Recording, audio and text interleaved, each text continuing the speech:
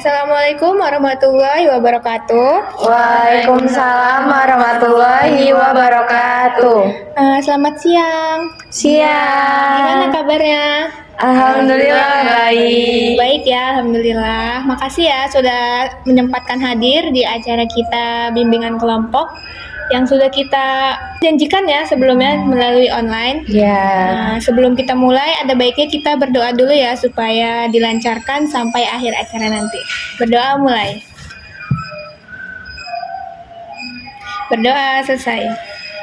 Oke, sebelumnya saya perkenalkan diri dulu ya. Perkenalkan, nama saya Trisna Marlena. Alamat saya dari Sukarame, Bandar Lampung. Oke. Mbak, boleh silakan perkenalkan. Perkenalkan, dirinya? nama saya Tridini Pujananda dari Perumahan Prasanti. Oke, Mbak. Perkenalkan, nama saya Rizky Anissa Tafani. Saya asalnya dari Lampung Barat tapi tinggal di Sukarame. Oke, halo Mbak Rifa, silakan Mbak. Perkenalkan, nama saya Rizka Maria Fadi Putri. Asal saya dari Cirebon tapi tinggal di sini Bandar Lampung. Oke, Mbak. Perkenalkan, nama saya Rizkia Sabrina Auli. Saya asli Bandar Lampung di Kemiling. Oke, terima kasih semuanya. Jadi di sini kalian sudah tahu belum apa itu bimbingan kelompok? Belum. Oke, jadi bimbingan kelompok itu sama saja ya, seperti kita tuh belajar di kelas. Bedanya di sini pesertanya lebih sedikit. Oke. Nah, Oke. kalau sosiodrama sudah tahu? Belum. Saya tahu. Apa tuh? Silakan Mbak Rifa. Bermain peran, Kak. Oke, benar banget. Jadi sosiodrama itu bermain peran ya. Kita bermain peran untuk memecahkan masalah. Masalahnya itu timbul karena konflik individu. Untuk BK kelompok sendiri tuh ada beberapa asas ya. Yang pertama tuh ada asas kesukarelaan, di mana kalian tuh mengikuti BK kelompok di sini dengan kemauan sendiri tanpa ada paksaan dari siapapun. Yang kedua tuh ada asas keterbukaan, di mana kalian tuh untuk saling menyampaikan pendapat, memberikan ide dan saran tanpa rasa malu dan sikap yang terbuka ya. Dan yang ketiga ada asas kerahasiaan, di mana apapun yang kita lakukan di sini tuh kita saling menjaga privasi masing-masing ya. Oke. Sebelumnya, sebelum kita mulai acara, saya ada ice breaking nih supaya nggak tegang-tegang banget, supaya rileks. Jadi ice breakingnya itu ada tepuk pagi, siang, sore. Kalau saya bilang tepuk pagi, tepuknya sekali, siang 2 kali, dan sore 3 kali. Kalau malam nggak usah tepuk tangan. Oke. Ada yang paham? Paham. Oke. Kita mulai ya. Tepuk pagi, siang, sore. Pagi, siang, sore, malam, siang, pagi. Oke, sudah ya. Sudah fokus. Oke, selanjutnya saya akan menerangkan dulu ya etika dalam berkomunikasi. Sebelumnya menurut kalian itu apa sih etika berkomunikasi yang baik dan bagaimana etika yang tepat dalam berkomunikasi? Jujur, jadi kayak nggak pernah bohong gitu sama orang lain. Iya, benar banget Mbak Listia. Terus natap orang saat berbicara, natap temannya, ngomong. Terus ada kalau misalnya kita ngomong itu seperlunya aja, nggak usah berlebihan, nggak usah panjang. Iya, benar banget Mbak Uji, silakan. Kalau temennya lagi ngomong, nggak usah dipotong. Iya, benar banget ya. Semua jawaban kalian itu sudah benar banget. Dan ada tambahan dari saya, bahwasanya ada 4 kata ajaib yang wajib diterapkan dalam kehidupan sehari-hari. Ada yang tahu nggak nih? Terima kasih, permisi, maaf. Benar banget. Jadi kalian udah nerapkan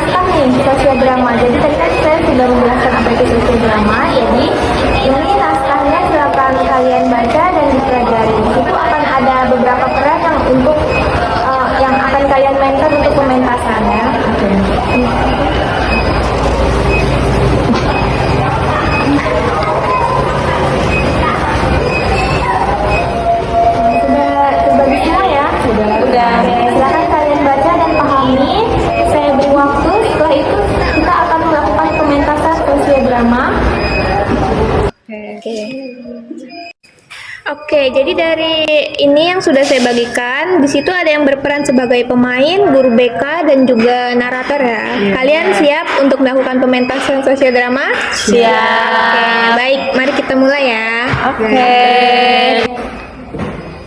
Iki merupakan siswa dari kelas 10 di SMK Negeri 1 Bandar Lampung yang sering dibicarakan oleh Bapak Ibu guru karena sikapnya yang buruk dan juga berisik. Dia di kelas seringkali berkata barbar dan suka berkata-kata kasar pada temannya. Pada suatu ketika, dia terlibat dalam perkelahian dengan Rifa, teman sekelasnya. Kondisinya adalah Iki menyebarkan berita bohong soal Rifa yang sedang berpacaran untuk bahan lelucon. Padahal itu bukan Rifa. Rifa pun tidak terima dan meminta Iki untuk meminta maaf. Namun Iki tidak merasa bersalah dan ia tidak ingin meminta maaf. Puji yang sedang membaca buku lalu dihampiri oleh Iki. Ji, tahu nggak Ji? Apa? Ini ada foto Rifa sama cowok Ji, pacarnya dia.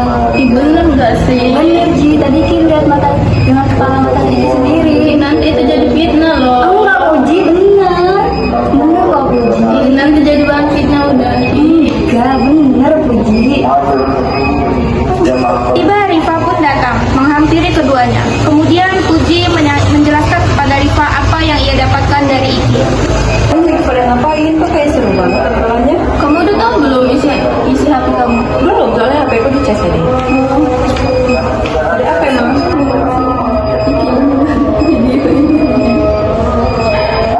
Kemudian mereka terlibat baku hantam, dipisahkan oleh beberapa orang di sekitarnya lalu dibawa ke guru BK. Maksud kamu apa? Dari fitnah yang kayak gitu ke grup angkatan. Fitnah apa, Fa? Yang di grup itu kamu tiba-tiba ngirim foto berduaan sama cowok, padahal kan cuma ngobrol doang. Kan itu Iki nggak sengaja. Tapi kan aku nggak terima. Kan itu cuma bercanda doang, nggak usah dorong-dorong ya, Fa. Ya udah, dorong-dorong. Iki minta maaf aja, Ki. Ya nggak mau lah, bukan salah Iki, orang Iki bercanda doang. Udah fitnah aku, yaudah kita selesain aja di grup PK sekarang. Ya udah, ayo. Guru BK mempersilahkan keduanya untuk duduk dan menenangkan diri.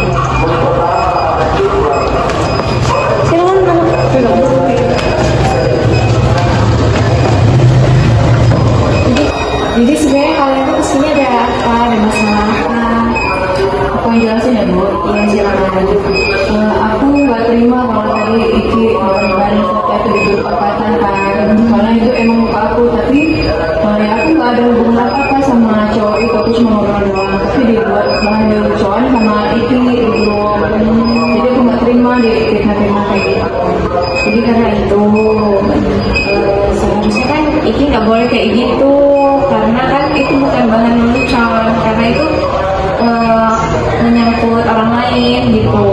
Kecuali kalau kamu sendiri yang diaduin, gimana perasaannya? Nggak suka kan? Kamu pasti marah kan sama Rifa? Nah, jadi gak boleh lagi Iki kan banyak lelucon yang lain kan? Gak harus itu, karena Rifanya juga kan gak terima. Itu yang nimbulin kalian berantem, yang itu yang nimbulin permasalahan. Jadi itu kan yang bikin kalian berantem. Kalian sekelas kan? Iya, sekelas. Nah, harusnya kalau sekelas itu kan berteman dengan baik, nggak usah yang kayak untuk buat perdebatan atau gimana gitu. Iki udah minta maaf belum sama Rifa? Belum. Nah, sekarang Iki minta maaf dulu ya sama Rifa. Rifa, Iki minta maaf ya, Rifa. banyak kali jadi ulang lagi ya Iki. Soalnya aku nggak terima di fitnah kayak gitu. Iya, Rifa. Kan udah damai ya. Jadi permasalahan ini kan udah selesai. Kalian boleh balik ke kelasnya. Makasih ya Bu. Ya. Jangan kayak gitu lagi ya. Iki dan Rifa pun kembali ke kelas mereka, sepakat menyelesaikan masalahnya saat itu juga. Baik, kita sudah menjalankan pementasan sosial drama dan kalian sangat mendalami peran. Luar biasa sekali ya, beri tepuk tangan yang meriah untuk diri kalian sendiri.